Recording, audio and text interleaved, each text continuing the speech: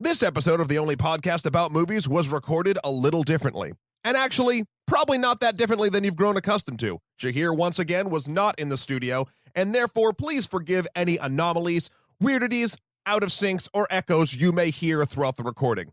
And in return for your kindness, I promise to kick him in the shin really hard whenever he decides to come back to the studio. With all that said, enjoy the show.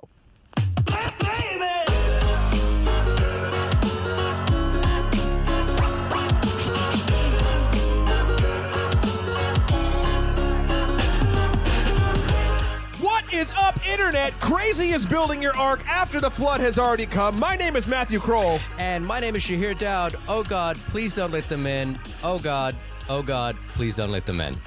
Your fear is palpable. Was that good? Shahir. Should I be an actor? This is no, yeah, of course. Yeah, so, and this is the only podcast about the film 10 Cloverfield Lane. But with us, because Shahir once again is not in the studio. Oh, I miss you, Because apparently he hates being around me.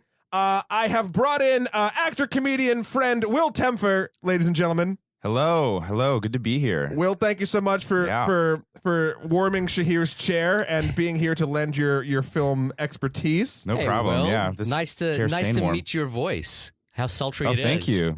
Yes. Now you guys can talk slowly to one another. Yeah. Right here in this microphone. I've known Will for a while now. Will, I met through mutual friends, and I've seen a couple shows around in New York City. What do you got going on right now, good sir? Yeah. So right now I'm performing within a sketch group called Sorta Best Friends. Nice. We're all just sort of really telling to our group, and also Garlic Jackson is one I used to do, and we have been performing around the past coming on 3 years now at the People's Improv Theater in New York, as well as some shows at UCB and around the greater New York area.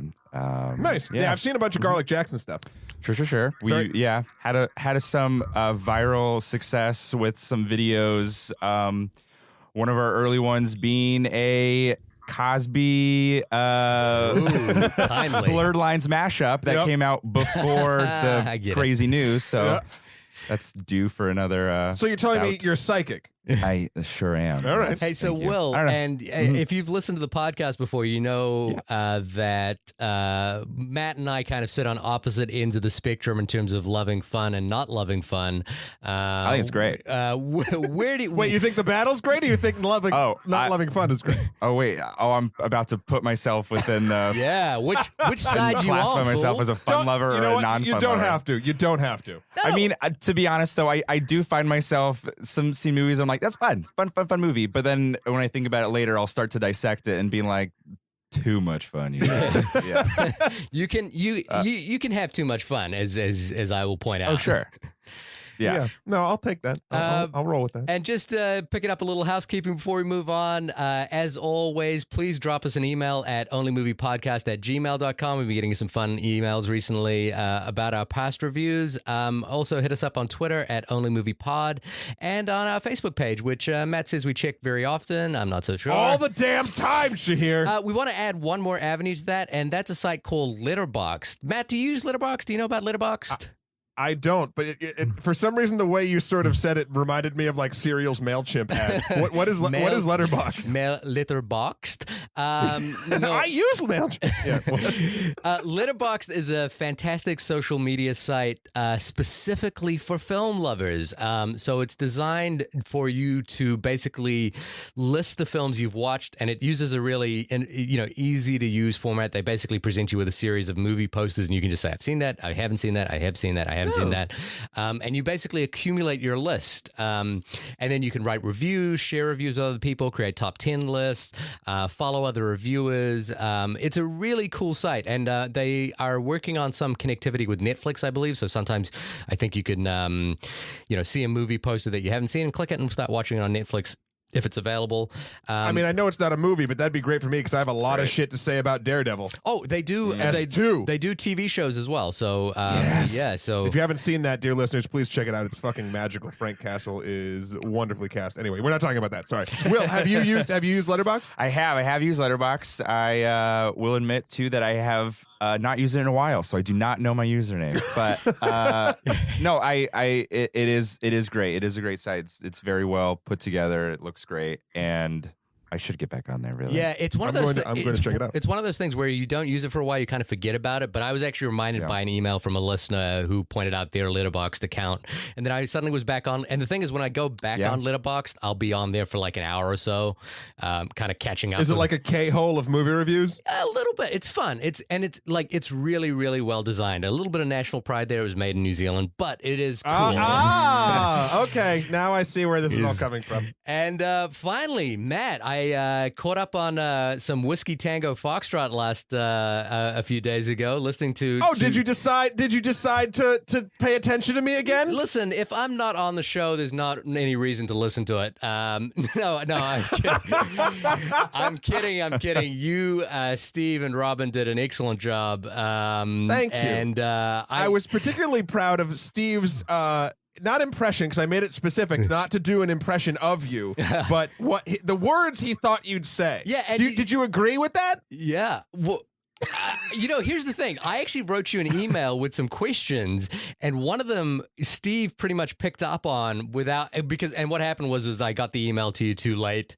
Yeah, we'd already recorded. And you'd already recorded. So, but Steve actually kind of inherently picked up on that, and he was like, "What would Shahir do in this situation?" The WWSD of movies, he picked actually a deeper cut than I would have. He was like, "I'm sure Shahir would recommend MASH over this movie," and that was a deep. So that was a deeper cut than I would normally pick. I was going to recommend Three Kings. Do you remember that David O. Russell movie? Yeah. That's the movie I referenced because I don't know if everyone knows this listening. My lung has collapsed in the past, and when I've tried to describe the process of letting the air out, I try to describe it, and then I'm like, wait, have you seen Three Kings? Yeah, it's like that, but with actual medical instruments. So I still listening to your review, I'm actually glad I listened to your podcast, our podcast. It's your podcast too, buddy. Even when you abandoned me, your name's still on the letterhead. Because we have letterhead. Oh my god! I bet you we have business Shit, you've cards been gone a while. I don't think I'll watch Whiskey Tango Foxtrot other than a rental. Would you? Is that kind of like how you would probably describe the movie? I mean, kind of that's what we said. I think it's fun. I think it has its place. And I like I said before, I think it's the 1 foot out of Liz Lemon's lemons. Yeah. And I think it's a good move, and I think it's a step forward. Do I think it's a must-see in the theater? Not really. But it would be a fun sort of Saturday afternoon with the missus and the baby, assuming the baby doesn't know what the hell's going on due to it being a baby. The last thing I'll point out about that is you guys kind of briefly mentioned the director, Glenn Ficarra and John Requer. And just passed over that. I am actually really big fans of those two guys because they did I Love Philip Morris and Crazy Stupid Love. Crazy Stupid Love was like a surprise favorite for me. So I wanted to see it just really for those two guys to see what they would come up with because I think they're kind of swimming in B movie land right now, but I feel like they're pretty good directors and with the right material they could make something exceptional. It doesn't sound like this was it, but I'm hopeful. But if you like them, I would still say go support them, I guess. Yeah. I don't know. Yeah. Moving on. Yeah. 10 Cloverfield Lane. Yeah. Yeah. Will, if you had to give a non-spoilerly breakdown of the film, how would you describe this movie if you in a paragraph? Right. Well, and I guess keeping it, non-spoilerly, the script originally was written, not within the universe of Cloverfield. Is that right? Yeah, the Cloververse. It was found. Yeah, it was found by, I guess, Bad Robot, and they're like, "Hey, listen, this is kind of similar to an idea that we also have. Ever heard of it? Called Cloverfield? No. So woman is captured and wakes up in a bunker, and she is unsure of what is real, what is not. Is the man who her captor, is he crazy, or is there actually something else going on outside? Yeah, he keeps the woman who's kidnapped is Ramona Flowers, aka she sure is Mary Elizabeth Winstead. Is that right? Yeah, that's right. And the man who captures her is John Goodman. Mm-hmm. And I'm trying to remember the other gentleman who's John Gallagher. Yeah, Emmett. Yes. Is it John Gallagher Jr.? Yeah, his dad. JR. Is the guy who was in American Beauty. I think you'll know who his dad is if you see him. Yeah, and he was also in Newsroom. Yeah, exactly. Will had told me, which I and Short Term 12, which he's awesome in. That was the one that I knew him from, because that is an amazing movie. It's an incredible film. Nice. Yeah. Well, I love something about this. Even before we get into spoiler town, I really like what now. Well, we also in conjunction with sort of this being not a Cloverfield movie at first and then becoming one. The trailer and the ad campaign kind of came out of nowhere, and this film just sort of was done and like not talked about a bunch. And coming from especially Shahir, I think you might appreciate that a lot too, because you don't watch trailers, right? No, I don't watch trailers. And then I went afterwards and watched the trailer to this film, and I was thinking about the way this trailer really makes you want to watch the movie to know what's happening, and I was like, that's what a trailer should do. Because most of the, like, my problem, the reason I don't watch trailers is that I feel like there's a lot of times the trailer will happen. Like for example, the Whiskey Tango Foxtrot trailer, which I did watch. Sure. Cheater. There's not a lot left in there for me to watch. Like I'm like, well, I don't really need to see this movie because I kind of know what it's going to be. I for 90% of the time, I would agree with you. There's some stuff in Whiskey Tango Foxtrot that I think is worth seeing that they don't have in the trailer, particularly Bilbo's character and their interaction that I really liked. But other than that, you're 100% right. Yeah. So I really liked and like someone.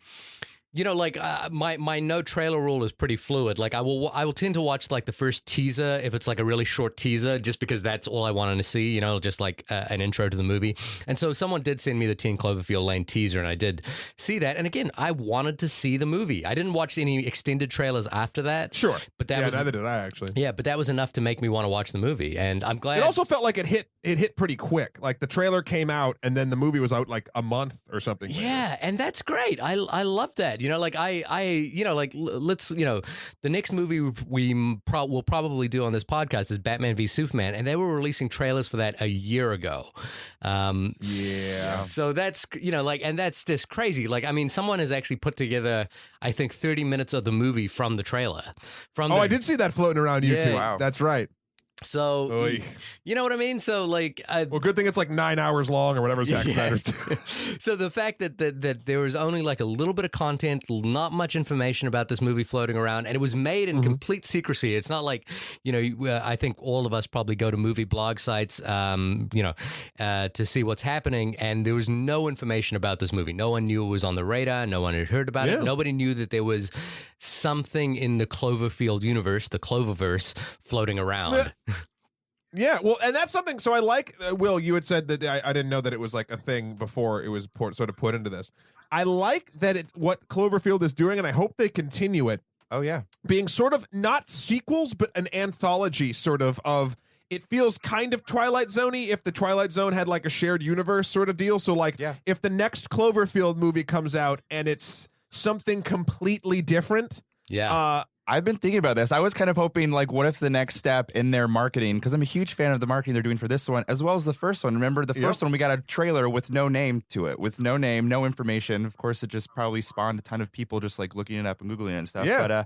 But like, what if the next movie, if any, it's just they release a full movie under a fake title, fake everything. You think it's something else entirely. You go see it, and then bam, Cloverfield. And then you figure out at the end it's Cloverfield related. Yeah. Right. So you basically what you're saying is you'll never know what's a Cloverfield movie. Batman v Superman could be in the Cloverfield Could be a movie. Cloverfield You go movie. see it. Oh my God, it's a Cloverfield movie. Oh, that'd be great if they didn't just do it. Yeah. But yeah, so I really like that. I like that sort of that approach to sequelitis, sort of one of the antidotes to sequelitis. I'm not saying it works in every case, but in something like this that's kind of mystery based, I think it's a really smart choice. Fascinating. There's something funny about like the title Cloverfield as well. I feel like J.J. Abrams or whoever, whoever's doing all the writing and marketing here are just picking names at random, because at one point in the movie, and this is not a spoiler, there's like a close-up of a letter, and the letterhead shows the name of a company, and then the company is called Bold Futura.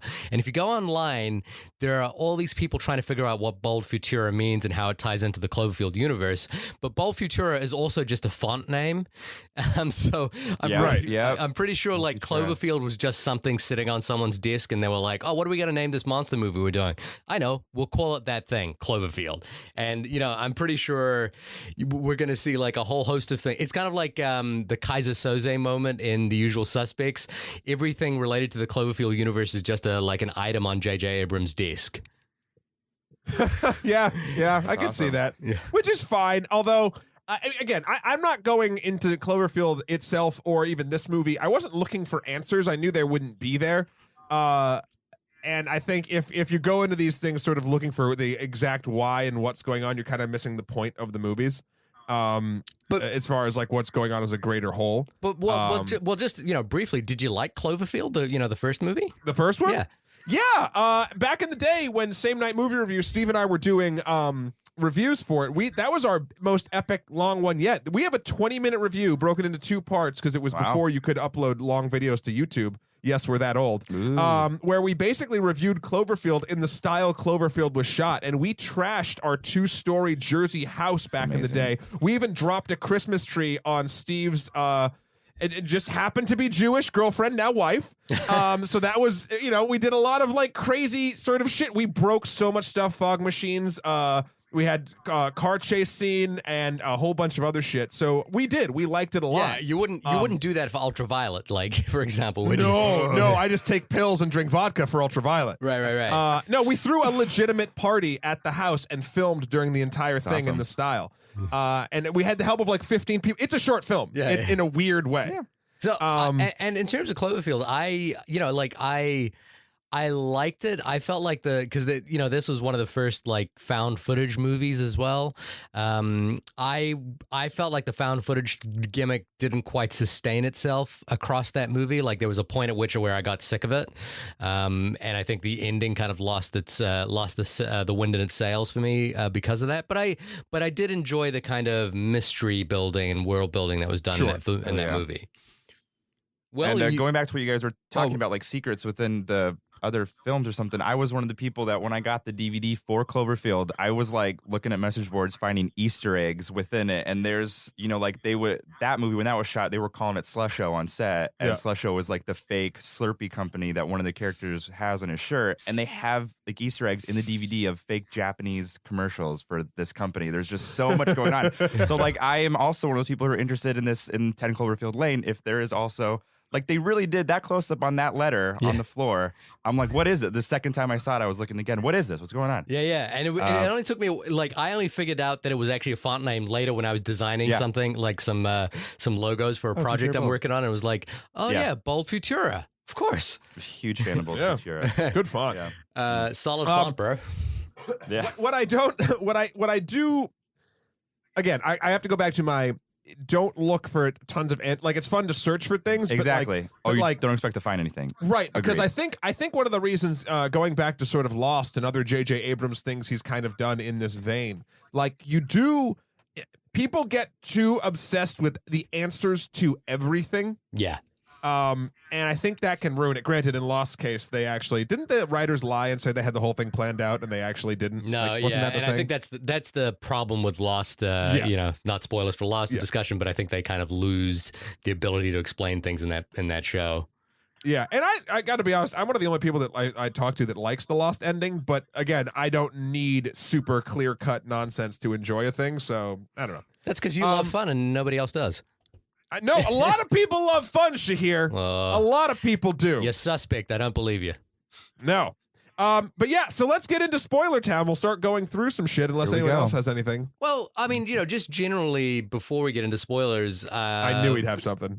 Look, this is not a film that I thought I would really enjoy, but I really, really enjoyed this movie. I hate fun, as everyone knows, and this is very clear. Even though the marketing was kind of mysterious, and because it has Cloverfield in the title, I was really expecting to go back into a Cloverfield movie, and this is not. Although there is only one Cloverfield movie right now to compare this to, this is nothing like that other movie. And this actually has a lot of similarities to another movie we reviewed recently, Room. Which is that it's a small, intimate chamber piece that also includes a woman from Scott Pilgrim. Yes, very, very similar. There you go.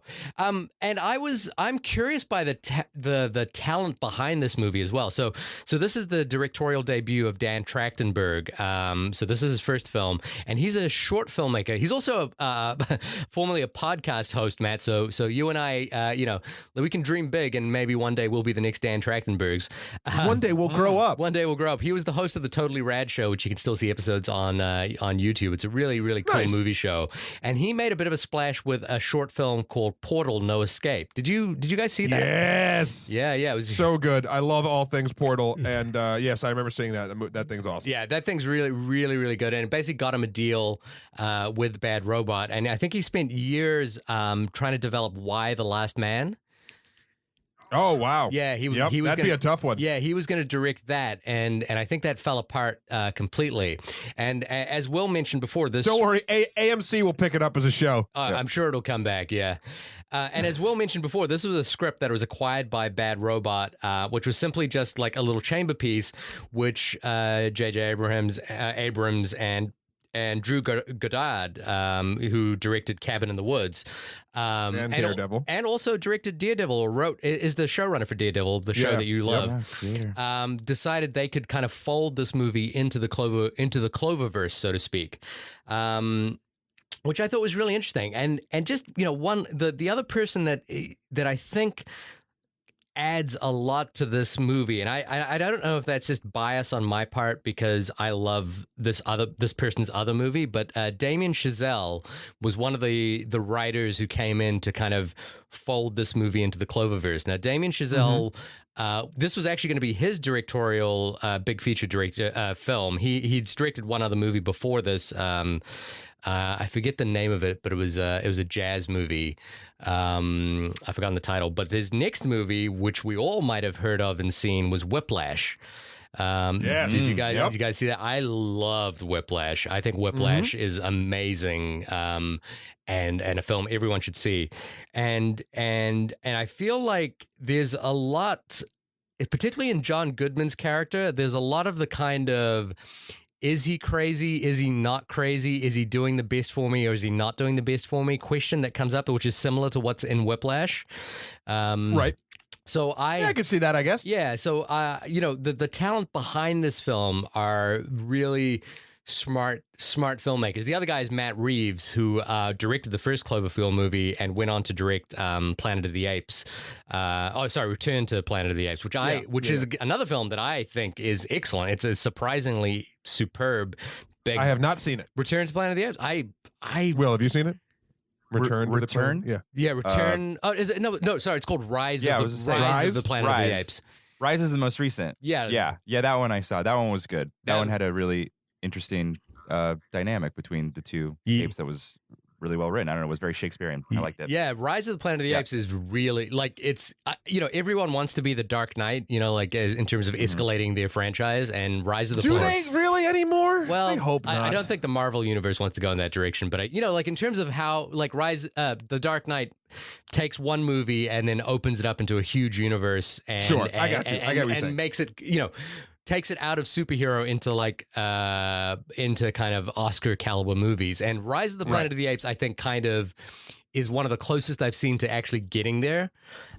So I guess what I'm saying is there's a lot of interesting talent behind this film. There's a lot of smart people behind this movie. And I feel like you can see that on screen, because I think in the hands of lesser filmmakers, or, if you were just trying to tie something into the Cloverfield universe, this is not the road you would take. But this is a far more interesting and smart road to take. Yeah. The anthology road. Agreed. Yeah, exactly.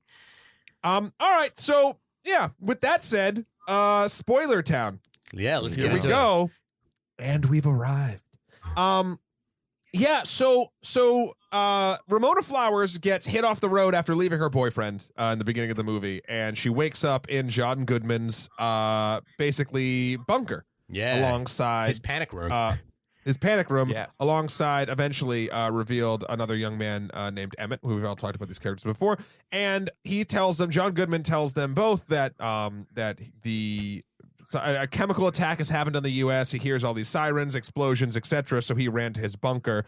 Obviously, what was her actual character's name? Michelle? Michelle. Thinks he's crazy at first and that she's just kidnapped, but then Emmett says, no, he's been building this bunker. He knows what he's doing. I saw a flash. I ran here the second that this happened. Blah, blah, blah, blah, blah. And then it kind of does this seesaw back and forth throughout all of the instances in this bunker, whether or not something awful has actually happened outside, or if Ramona Flowers has been kidnapped somehow and really being held. She's being held against her will, but is it for her own good? Yeah. And that's where I thought it was very interesting, especially in the first half of the film. Yeah, Will, how did you like now that we're in spoiler territory, how did you respond to like the whole thing? Yeah, no, I loved it. I thought it was incredibly interesting, and the whole idea of a movie that takes place inside a world, but it's not the same one is so good. And there's just so much imagery that's just so great in this movie. I keep just flashing back to just the shot of Mary Elizabeth Winstead with the chain to the wall trying to get a reception with her cell phone. She's holding her arm up. I just feel like it was just told so well and just shot so well, and just what's real, what's not. Yeah. I think for me that psychological play on whether he's crazy or not is really interesting. And then it kind of like gets into that, to me, that really interesting thing about Stockholm syndrome, which is that, like, do you start buying into the psychosis of your captors at some point? And and I was like, well, maybe it's safe, and the question that keeps occurring is like, maybe it's safer not to know whether he's whether he's crazy or not. It's safer just to like live in this world until information. On the other side of that, like, there is a thing that happens in the J.J. Abrams Lost universe that always really bugged me, which is you have characters who withhold one or two pieces of information in order to raise the dramatic stakes. But if they just revealed that piece of information, then all the tension would be sucked out of the film. But what's that piece here? In this piece, it's basically John Goodman really goes out of his way not to provide evidence of the chemical attack. He basically just says it's happening and you got to believe me. And I was like, look, the one parameter, if you want someone to believe you in this situation, is you need to provide like succinct evidence and not be such a fucking creepster about it.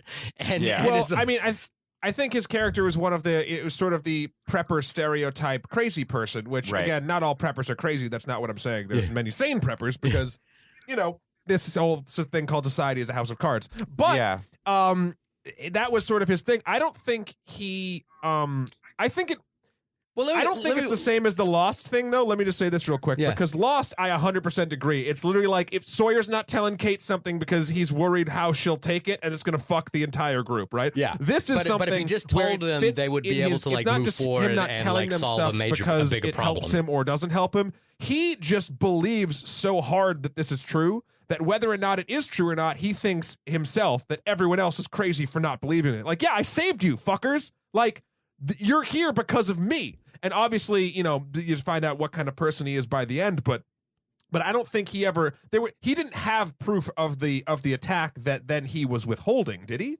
He showed dead pigs. Really, that was all the proof he could offer. That's all, and he was hoping that would be enough to make them believe that, or make her believe. Emmett didn't need any believe it, but yeah, he did say too. He goes, "Everybody is dead." She's like, "My boyfriend will be looking for me. Your boyfriend's dead. Everyone's dead." He had no proof on that. He just had the dead pigs. Right. So, but I do know what you mean. It is a writing thing, because they established very early on that John Goodman's character is crazy. But what the audience is trying to figure out, is he crazy evil, or is he just crazy old man with the bunker? Is he crazy good? Because then you see like, oh, he's like a father, or whatever. Goodman. But yeah, it is a writing thing. When you write a crazy character that does irrational things, the rules are kind of, like, believability of this character, there's you can sort of make up the rules on that. I think the way this character was created, it allows for that without breaking me out of it, whereas I think the Lost people, going back to that, the characters aren't written to be crazy, and there's no real reason to keep information. That's a good point. Sure. Other than dramatic tension, like you said, Shahir. Yeah, but to me, the thing is that like there is like for his character, like the main thing that his character wants, and this is not like a big bad thing on the movie. I just think it's kind of it's one thing that kind of like seems to frustrate me a little bit about the J.J. Abrams universe is that all he needs to do is not chain her to the wall, which is demerit points right away. B, take her up to the take her up to the actual top of the bunker and show her that there is a outside world where things are going nuts, because they are, as a big spoiler for the film, the alien invasion has actually happened. It's not just him kind of like talking it up. So all he needs to do is provide evidence, and he kind of goes out of his way not to provide evidence. He goes out of his way just to say, it's happening, trust me, I'm doing the best for you, and this is how you repay me. Yeah, and I agree with the chain to the. I didn't even think of that. That's a great point, Shahir. Like him chaining her to the wall in the thing in the beginning. Yeah, that screams captor, not savior. Yeah. So I totally get that. Yeah, but I don't think he had more information really. I think the information sharing is built in enough in his character where it wasn't a deal breaker or even a problem for me. Sure. But you're absolutely right. The fucking chains, I didn't even think of that. Yeah. That's 100% like, what? Yeah, especially if you're just trying to convince someone that you're trying to help them. Yeah. Yeah, this chain is the best thing for you. Yeah, don't chain him to the wall, Yeah, especially when Emmett's just roaming around free, hanging out in the stockroom. Yeah, exactly. Obviously, later on in the movie, there's I guess his intentions become a little bit more revealed with the revelation of his daughter. It does something great because it flip-flops back and forth. So you start with this chain nonsense, and then he makes him sit down to dinner and like have like sort of rules of the household. Because the bunker itself, outside of her room, looks like a 60s or 70s sort of household. Yeah. And then they're sitting down and she tries to escape. She like steals his keys after he's being creepy and threatening, and she tries to escape. And as she's trying to escape out the front hatch, a neighbor, I guess, who lives there, like ran up to the door and was banging on the door, and her face was kind of melting off because she was being attacked. So you like, oh fuck, like shit's going on, right? Yeah. So then it flip flops back. And for the next part of the movie, she's kind of convinced. Yeah. Like, you know what was cool about that scene as well, though, in terms of like how well the movie flip flops, is part of me started questioning whether maybe John Goodman set that up. Like his character. Oh, interesting. Because I was kind of like, like maybe he's a really, really good manipulator, because I was so like. I was flip-flopping so much on whether he's a good or a bad guy. I was like, maybe he has the ability to set that up, because the appearance of the big barrel of chemicals later on, I was like, maybe he attacked that woman with chemicals, and that's just part of his like she's just dying of a chemical attack that was caused by him. Right. Yeah, like obviously that's nuts, but I was like, the movie was playing so well on that level that my brain was kind of going in like all possible directions. Yeah, the movie definitely picks at your conspiratard part of your brain, like 100%. Like you're questioning everything, because even once it gets sort of calm after that, they're like living their life down there and like everything's great. John Goodman shares. Did you bring it up, Will? The daughter thing, was that you? The daughter. They're giving him a backstory. They're making him. I'm a nice dad. I'm a dad. Like I have a daughter. He tried saving his daughter. He shows a picture of his daughter. There was his daughter's yearbook or some shit. What was it? It was not a yearbook. It was just like a nice glamour shot. Studio photo. Maybe, something like that. Yeah. But so you're like, oh, okay, that's fine. Like, and something, all of the way that I think brought this up too, is sort of like how it's shot. They definitely, just sort of stepping back as to how it was made, they definitely used their budget very smartly. It all feels great. Like, it looks great when you're supposed to feel claustrophobic. You feel claustrophobic. Even the way it was shot when they're like all sort of family time, like that felt more regular. Yeah. And then the second shit hits the fan again, they go in like a lot more closes and make you feel like really trapped. Yeah, this is a relatively low budget movie as well. This is a $5 million movie, which is like so amazing. That's kind of like an indie movie on most parts. And it's set in one room, and it never feels claustrophobic. Whereas like Room, the Brie Larson movie that we talked about earlier, I think is probably a slightly smaller budget, but feels a lot cheaper. Probably intentionally. It's a much more intimate film, but like this film doesn't feel. No aliens. Yeah, no aliens. Spoilers. Sorry, people haven't seen Room. There's no aliens. It's not a Cloverfield movie, but it could be. Like this film never feels small. It feels like a big budget movie, even when it's just sit in one room, which I think, and just what's cool about that is it's a counterpoint to what Cloverfield looked like, which is that was meant to feel like a low budget movie, even though it was actually a big budget, special effects movie. Yeah. So, like really, really smart directing, really smart work here. Like those are, like 80 to 90% of this movie really worked for me. And also, I don't know about you guys, I saw this in a really good movie theater, a movie theater where they like tweak the sound every day. And the sound design in this movie really kind of like knocked me over. Yeah. I don't know if it was the theater I was in or whether you guys had that same experience as well. I remember, I saw it in a theater I go to all the time that definitely doesn't do that, and it still felt very good. It didn't, especially having the last movie I saw at that theater be The Witch. Right. Where multiple things ruined that for me, but it sounded great. I thought it sounded very good, and it definitely the sound mix and the sound design definitely pushed the story forward for me, because you kind of learn a lot. Like you sort of see things coming or hear things coming before they do, and it was nice little hints here and there. Yeah, and they balance out the kind of the big alien sounds against the kind of intimate, low, quiet voices really well, which is something that a lot of movies don't get right. So no, I was just quite struck by the sound design.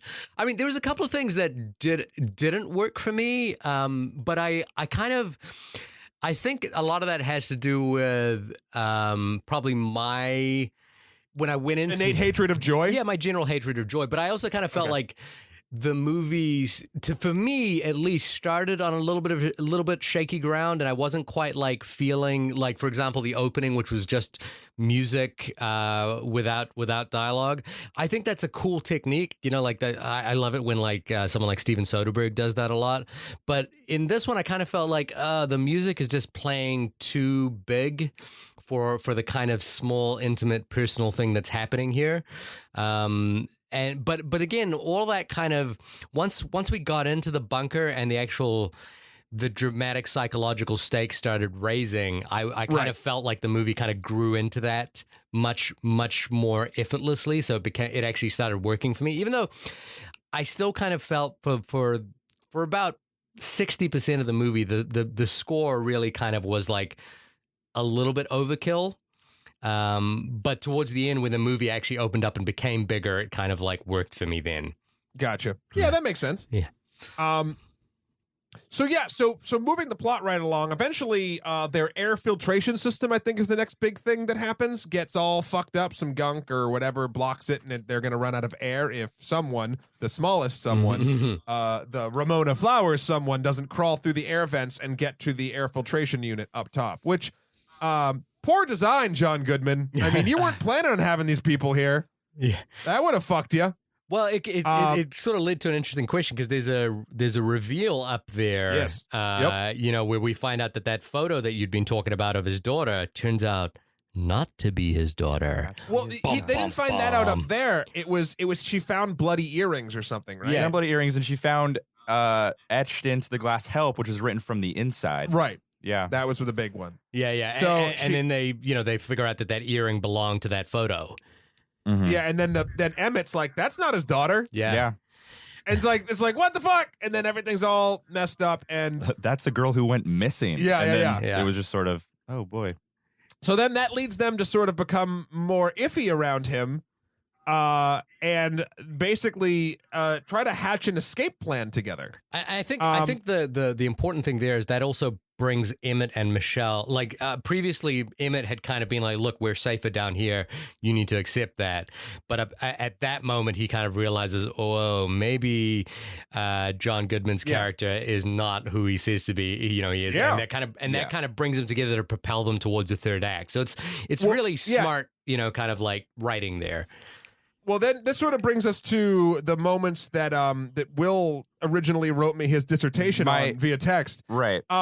So this was something that I didn't really give too much of a thought to, but I thought it was a very interesting take. So basically Emmett and Michelle have a moment before they start, like once they've figured everything out, they kind of have a little heart to heart. Yeah. Right. Why don't you describe that for us, Will? Yeah. So love the movie, like I said, but this is my big opinion on this. So they have a little heart to heart, give a little bit of a backstory on Mary Elizabeth Winstead's character Michelle about how when she was in a department store and she saw a girl's arm being tugged by her dad, and it just kind of hit her as being kind of a violent thing, and she wanted to do something, but she says, oh, and she was on their backstory on her growing up with her brother, and she kind of like alludes to the fact that maybe there was a little bit of abuse in her life and that her brother was always there to do something, and so she wanted to do that for that girl. But the quote that kind of bugged me was she said, I do what I always do in hard situations like that. I freeze up and run away. And she said that, and I thought, because so far she's never done demonstrated pretty that. well. Yeah, she's never she's always demonstrated that she is not the person who freezes up. She is the person who actually like comes to action. Exactly. So I was like a little bit confused on what they're trying to do with her character, because she's a strong character, which we need, which we like, which we have, but they're trying to paint her then as like more of an innocent, I don't know what to do, I am a victim, I am a captor, but we could also see that she is also a master manipulator, because of the way she knew that if she were to gently flirt caress a little bit, right? If she knew that if she flirted a little bit, it would rile up John Goodman, and she'd be able to take the keys. And then she hit him over the head with a bottle, ran up there, and this is the second time too that she made her crutch into like a sharp stake so she could get him. And like she just seems she was trying to say in a fight or flight instance that she'd be flighty and like leave, which I guess they're like in the beginning, oh, she left her relationship, but like leaving a relationship and escaping a relationship and escaping, a bunker is totally different. Yeah, completely. Things. Apparently, you and I have had very different relationships, Will. Right? Oh, hey, oh boy. Anyways, thoughts. Completely 100% agree, Will. And to me, the problem there is that moment in particular feels to me like a writer's moment. Like it feels like they were trying to write like they were trying to write character motivation there, and they wrote it in for both Emmett's character and Michelle's character in that scene. Emmett reveals that he wanted to leave that town and go to college, and he never got on the bus. And again, the thing about those two reveals is they don't actually propel the story forward.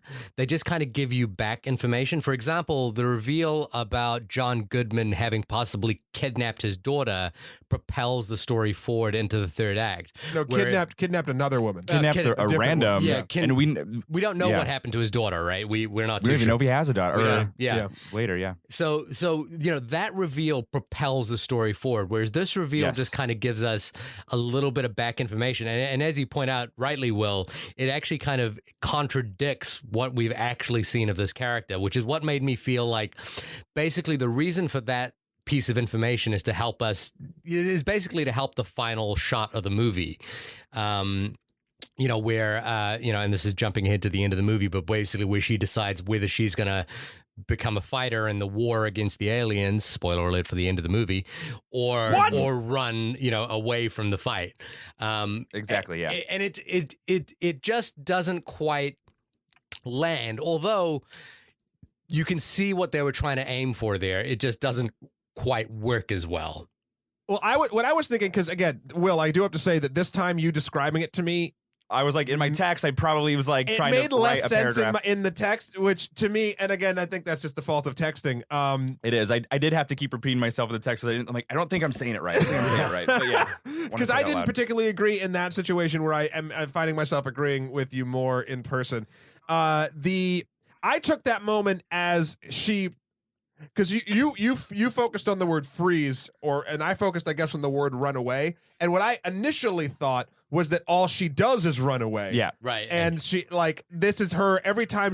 Granted, she's been strong the entire time, which to your point doesn't quite make sense of her like timid, I don't know what to do sort of story. Yeah. But all she's been doing is trying to run away. That's how she got there. That's what she's been doing since she's arrived, etc. So that's what I took it as.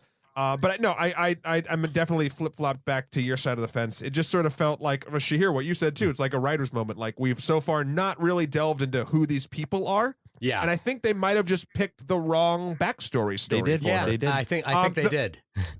The thing about Emmett, though, and it's funny because once we'll talk to what happens to Emmett, but he eventually meets an untimely demise.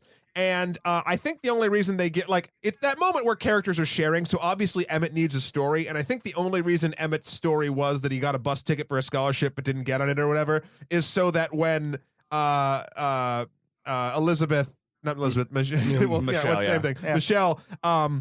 Michelle finds his wallet, she finds the bus ticket. It kind of has like more of an emotional pull of his death. It also, I mean, his one makes... It was buttering him up. His one makes slightly more sense as well because it kind of describes him as a guy that's never going to leave his town, like is a little bit too fearful to go outside. And that makes sense for like why he stays in the bunker. Yeah. Yeah. But again, it kind of... like you guys, like we just said, it kind of feels a little bit like a writer's moment. Yeah, it does. After this heart-to-heart, mind you know what I like about this movie? They don't hook up.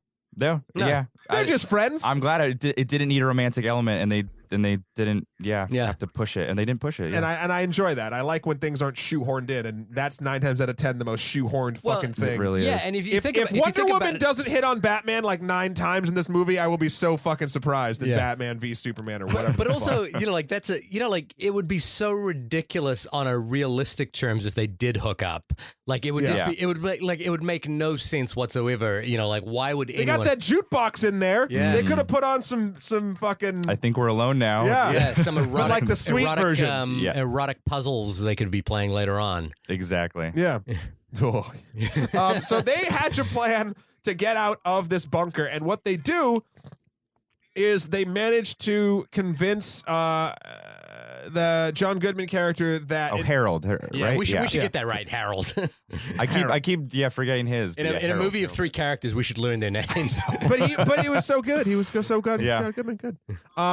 They basically convince him that because Michelle was up top and closer to being contaminated near the air filter and stuff, that when she washed off, maybe the shower curtain in the shower itself is contaminated, so he throws out the shower curtain. And then they use that to start fashioning 2 different, basically biohazard suits. And she said she could only actually make just one. Oh, so was it one? She's like, just one. I think the whole plan was, I guess, one of them would go out and find help, and then help the other one. Yeah. Okay, so they do it with like duct tape, and she learns how to make a filter out of like a survivalist book, not a filter, a gas mask. Mm-hmm. All stuff that you can actually do. It's not 100% effective, I'm sure, using duct tape and a shower curtain, but it's better than fucking nothing. And And the thing that's interesting there is that, like, do you guys think this is another kind of writer's convention in there? Do you think it was important to know that she was a fashion designer in order to know that she could do that? Actually, I have a gripe about this too, because she says specifically that she wants to be a fashion designer.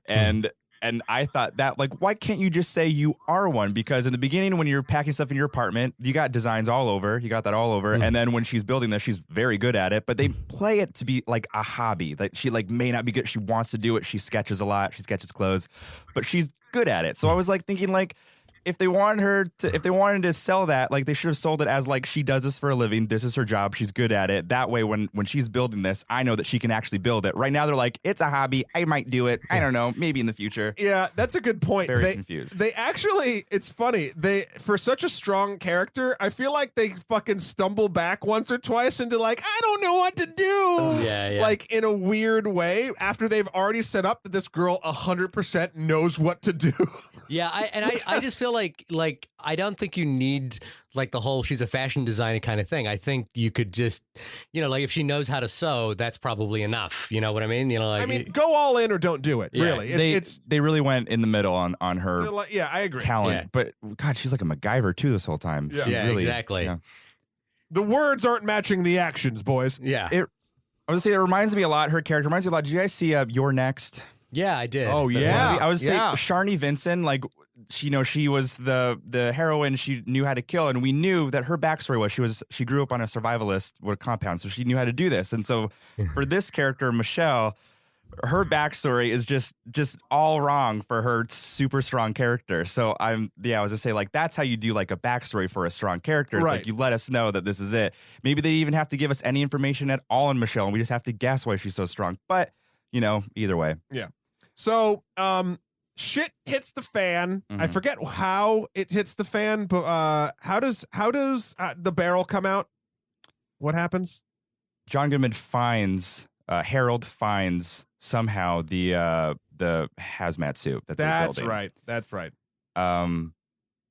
And then he brings them into his room with this barrel he had under the sink, which apparently is what kind of acid? Do we remember? Don't remember exactly. MacGuffin acid. Basically, it was a barrel of lye or some sort of thing that basically dissolves anything. Dissolves anything that possibly can touch it. So they bring him into the other room, and they basically, John Goodman's character Harold, I'm sorry, it's Harold, decides to basically threaten them and be like, what are you doing? What's going on? Et cetera, so on and so forth. And then he basically, without warning, after Emmett takes all the responsibility for making the suit, trying to save Michelle, Harold shoots him in the head. Good moment. Really good moment. Yeah, it's a great moment. Yeah. It's very shocking, yeah. And then things all tend to go downhill from there. There's a really great little character moment that happens after that, which I kind of loved, which was that after Harold shoots Emmett, and he goes back to Michelle, like maybe, I don't know if it's a day later or sometime later, he's suddenly clean shaven. And and it was just like a really creepy, like, oh boy, I know what you're thinking right now. He's gotten rid of the other male, his other male rival in the house. So it's like it's all Harold now, and it's like it's not mentioned, but you know exactly what it means just by him turning up clean shaven. Clean shaven, delivering ice cream. Oh yeah, Ew. so creepy. It got real creepy real fast. Yeah. So he melts poor Emmett down, shaves his face, gets ice cream, and then shit really hits the fan when Michelle starts fighting back and basically kind of tanks the bunker. Yeah. In a very cool sort of action sequence, she knocks over the barrel and things are on fire and it burns John Goodman's face and a whole bunch of stuff. I won't go too much into the action because it's really fun to watch and see it unfold. But she gets out. She gets out through the air duct that she was crawling in before, out that hatch, and she gets outside to freedom. But guys, she ain't free. Uh-oh. No. And freedom isn't free. So smart. I was like, oh my God, now what's she gonna do? She can't breathe out there. And maybe she shouldn't have burnt the bunker. She should have just killed John Goodman. I was like, my brain was going in all directions. Yeah. And then she sees in the distance across a cornfield good old spaceship. You're like, what? Now here's a this is where like a lot of the criticism of this movie has to do with this ending and basically the way in which this movie ties into the Cloverfield universe. I guess like this. My experience was that I watched the movie. I really enjoyed the way it tied into the Cloverfield universe, and I thought. And I thought it was, like I was quite satisfied by the ending. But I was like, but if you don't know the Cloverfield universe, would you watch this and go, hey, what the fuck? What are these aliens doing here now? And like, why is the movie suddenly becoming E.T.? Or, like. I would say no, because to be honest, the Cloverfield universe, as we've been talking about, is one of the most unclear things. It doesn't have specifics designed to it. It doesn't have like a whole bunch of like, these are the rules. Yeah. Like it would just take you in a whiplash turn being like, oh fuck, the end of the world is here, but it's not the same end of the world we were thinking. Right. Okay, yeah, I could see that. I just sort of. So I don't think it matters because to be honest, the way this does, those aliens and that ship, they weren't in Cloverfield. No. Yeah, I agree. So it could be any alien, but I mean, I took it because it had the name. Like these are other members of the species. Like maybe that first Cloverfield monster. I just think that there's like 3. Yeah, that Cloverfield monster in the first film was probably just like the first wave or something. Yeah. And this one had a little puppy dog one, weird looking thing chasing her down while she hid and all that stuff. And had a perfect alien moment where it like sucked on the face and you saw like the inside tongue of the creature, which I thought was cool. That's always fun. Yeah. And then eventually she gets into a car and the big mothership finds her doing all the noise she's making. And then Shahir, I was reading in your notes, you had issue here. Well, I just, look, one thing I did like was that they set up the bottle. So what happens is she has a bottle of whiskey at the back of the car that she, again, like not being a girl who always runs away, somehow manages to like makeshift into. She knew what to do. Into she knew a exactly Molotov. what to do. She did it very fast. She's obviously made a Molotov cocktail before just as a hobby, and she's also got a great pitching arm. Fashion design and demolition. Yeah, and she's got a great pitching arm so that she knows. An amazing throw. Amazing. I saw throw. that. I'm like, there's no way if she does it first I know. try. I was like, there's no way I would make that throw. Like, that's what I was thinking for myself too. I was like, I can't. No, it's gonna go straight to the ground and. Yeah, exactly. I'd probably throw it straight up and it would like fall back down and comically hit me in the face. But she makes this like she models this like Molotov cocktail and like she's about to be sucked up into the alien like octopus like pincers. The spaceship. I don't know if it's in a spaceship or an actual being that has like armor on it. Like I can't really tell because it's a spaceship with a mouth basically that's pulling with tentacles this car up towards its mouth. I reminds you, there's another alien movie where they talk about how like a lot of those spaceships are also sort of living organisms, and this just seemed like that. It seemed like a spaceship that had, I don't know. Yeah. And so she throws the Molotov cocktail into the spaceship's like mother or alien creature's mouth, and it like completely destroys the spaceship, and it's like the perfect throw. And now on the one hand, like when you stop to think about what I've just said, it sounds ridiculous. But in a weird way, there's some kind of like Spielbergian logic to this that makes that work. Like the scene the scene actually kind of landed for me and it worked. It does work. And I'm glad you said that. Yeah, and I'm not sure why it works because like the next thing that happens is the alien creature like drops the car like 100 meters out of the sky. I don't know how many feet that is for you guys, maybe I don't know, whatever that conversion. I don't know what a meter is. Yeah, whatever that conversion is. And she's still alive and I'll gets go up. ask the queen. She's still alive and gets up and walks away. And so all of that, it just sounds absurd. And, they do a little fun thing, which is that they set up the whiskey bottle in like the first scene of the movie and it happens to be in the car later on. Well, this is weird for me because he's, they make it so clear, opening scene, she takes it. And then when he delivers her box of things, he said he didn't have time to grab it. And here it is in his car. So like he had taken it from her car, left it in his car. So something there too, I was like, well, you know what was interesting about that was maybe I think if you think about that moment, what it means is that the alien invasion may not have happened when he kidnapped her. He was just like, which is why he left the bottle in the car in his own car, and he was going to go back and get it later.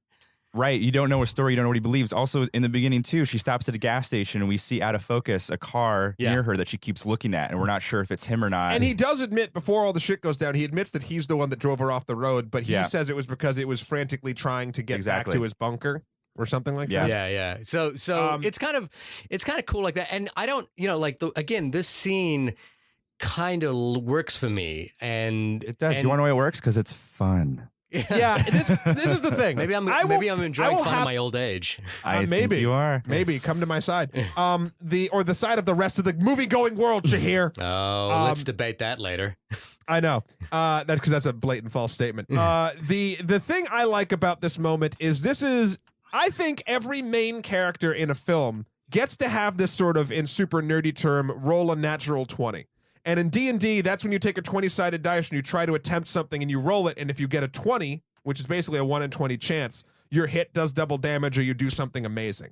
I think this is the moment that basically heroes or main characters in films get what, like, I'll let any character who's the main character have some amazing thing happen based on chance or skill. She doesn't have like another moment like this. She's not a fucking superhero. She's not doing crazy shit throughout. Like, she's skilled, but not like, great shot, kid. That was 1 in a million. Like, that's her fucking blasting wall brats moment. That's her destroying the Death Star, etc. Right. So like, I think that's why it works. We've built her as competent throughout the film. She's won some things and lost some things.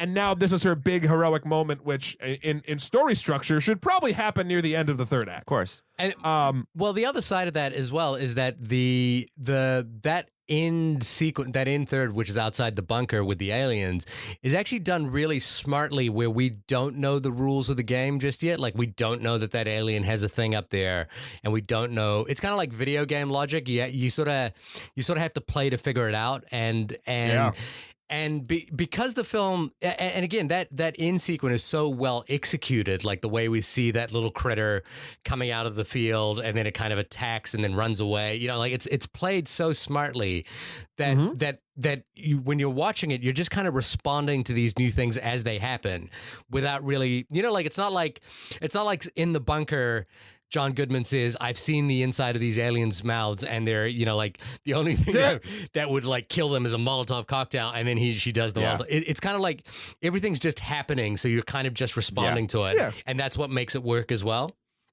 Yes, so kudos to the writing in that regard. Yeah. And then she gets away. She drives down the highway. She hears a radio signal about like, if you're wounded, come here, but if you could help people, go there. And I think this is where it sort of turned. Like, she literally stops at a sign. Yeah. Towards two different cities. And I thought that was pretty comical. Like, one sign says, like, what is it, Austin and Houston, or Louisiana, wasn't it? Or New Orleans. Yeah. So one on the radio, it's like, if you need help, go to New Orleans. But if you can help people and you have skills, go to this thing. And it's basically like once there's a sign Houston, that says New Orleans and Austin, or Houston, And I'm just like, really? Which like sign in America points to those two locations? I don't know. And only those two. But also with that, between. I'm just like, that was like a kind of harking back to like, we're really trying to shoehorn that this girl has gone through a transformation character-wise. Yeah, there it is. And again, I don't know if every time a character needs to. Like, sometimes people are just good at stuff. Like, I don't know. And so she picks the road less traveled, gentlemen, and she drives off to go help. I mean, people. who goes to Houston when you could go to New Orleans? Come on. I know. But you know, it's like you say, it's that writer's thing. But oddly, it's still like you can see what they're going for, and it's not a bad thing that they're going for. Yeah. Like it's just you can see the writing. Basically, it doesn't feel like it doesn't feel like a genuine moment. All right, so final thoughts. Let's Shahir, give me your final thoughts first, then I'll do mine. We'll give Will the last dibs. Look, I was very surprised how smart this film was, and you know, this is kind of an intelligent take on a big disaster movie. And it's basically the second time that they've, you know, the whole thing with the Cloverfield universe is that they're trying to do different takes on a big disaster movie. And I like, you know, that's what I liked about the first movie, even though I didn't think the first movie really sustained itself. And what I liked about this movie is they went in the complete opposite direction, and managed to pull it off. I think Dan Trachtenberg, the director, you know, like pulls a very impressive first movie, and I'm very curious to see what he does next. I think this group of filmmakers, you know, Drew Goddard, Matt Reeves, J.J. Abrams, Dan Trachtenberg, Damien Chazelle, are all interested in how to play the big blockbuster in an interesting way. And they do that here. So this is a definite watch for me. And I would highly recommend it. See it in a good theater, see it with good sound. Definitely worth it. Yeah, I would say all of those things, plus movie marketers, please take note. This is how you should do shit like this. Like, granted, Batman v Superman, it shouldn't have been advertised as early as it did. In fact, the first two trailers really kind of failed and made everyone be like, oh, fuck, they're really worried about this shit. They're throwing this garbage at us. When their third trailer actually wasn't all that awful. So the point I'm trying to make is if you're a smaller film, or if you're even doing something else, like, market to your strengths. And the strength of this movie was being kind of a mystery, so they marketed it very quickly. And I hope that it makes its money back. And makes money, obviously. I think that it was just really smart to have something set in an anthology type thing, not a direct sequel, shaky cam nonsense, like trying the same sort of story told from a vastly different perspective of the same event. And I think they do everything in a very smart way, kind of like what you said before, Shahir. So I would also suggest that those of you interested in this sort of cinema would go check it out. Will? Yeah, great film, great performances, and like you guys have already mentioned, it's just refreshing to see a different take in the same world. So this is essentially like a bottle episode of the Cloverfield series, if you will. Definitely some minor gripes about character yo-yoing in their stories, but in the end, this was fantastic and job well done. Yeah. Hey guys, can I pose you one question before we move off of Cloverfield? If this wasn't titled 10 Cloverfield Lane, like it was just called 10 Summerfield Lane or something like that, and it was not like marketed as from J.J. Abrams and Bad Robot, do you think the film would do as well, and do you think your response would be as positive? Yes. Like I said before, I don't think it needs to tie into the Cloverfield verse. In fact, it's just that's sort of icing on the cake for me. Yeah.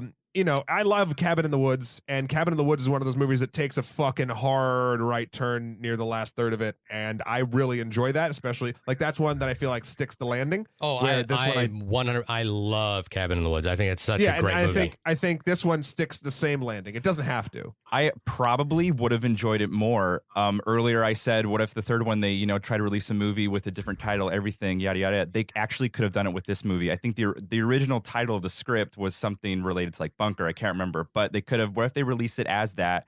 The trailer they had for this movie gave no indication of aliens or whatever, just the bunker. And then you see the movie, you see aliens, you go, whoa, different aliens. And then as she's leaving, she hits the mailbox. You see 10 Cloverfield Lane. You in the audience who know the world, I'd freak out. I'd be like, that was amazing. That was an amazing way to show a secret that this is in the same universe. I would have enjoyed it more if I found out after the movie that it was in the Cloverfield universe. Yeah. But it is a marketing, would it have done as well? Would people have seen a movie that they thought was just some, I don't know, Mary Elizabeth Winstead, John Goodman, kidnapping movie? Hard to say. I mean, I think money-wise, they had to do it this way to surprise people, which still great surprise, do it, but it's like the surprise beforehand or the surprise after. Yeah. Who knows? No, I agree with you, Will. Like, I think the way you described it then and finding that reveal would be such an exciting experience at the movies, whereas that was taken away from you because the way they, like even if you watch the trailer, the way the trailer titles come up, it just basically goes Cloverfield.